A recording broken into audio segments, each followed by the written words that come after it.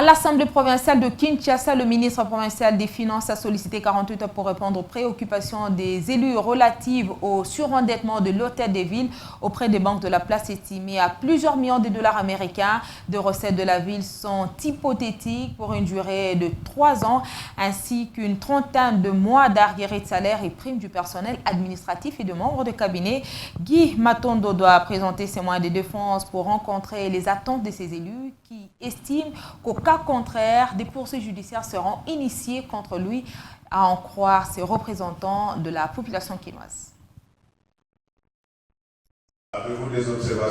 À l'ouverture de la séance plénière, le fauteuil réservé au ministre provincial des Finances est resté inoccupé près de 2 heures. Plus de peur que de mal, c'est lui qui était attendu pour s'expliquer sur la gestion de la ville pendant près de 12 ans de règne de Kimbuta, faisait alors son entrée. J'invite les uns et les autres à beaucoup de sérénité. Nous sommes en quête de la vérité. Une seule chose nous rassure, qu'il y a eu ce rendement. Donc, de ce point de vue-là, sur le plan principal, je crois que l'interpellation avait son pesant. Un ouf de soulagement pour les élus, particulièrement l'initiateur de la motion, le député provincial Didier Tengelito.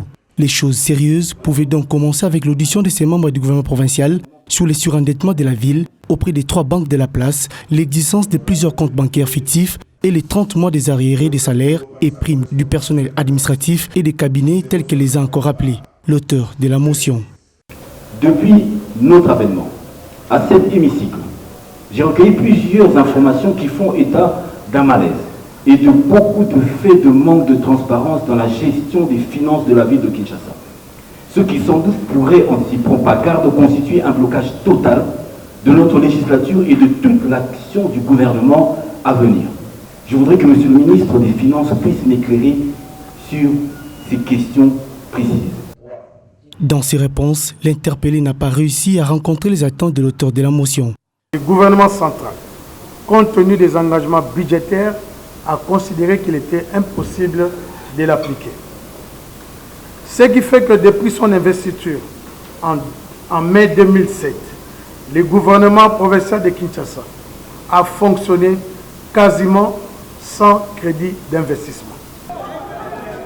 Pendant que Guy Matondo faisait son speech aux alentours de ces temples de la démocratie, l'atmosphère était tout autre. Des grévistes manifestent leur désarroi vis-à-vis de ces ministres. Guy Matondo a sollicité 48 heures pour répondre aux centaines de questions soulevées par les élus de Kinshasa.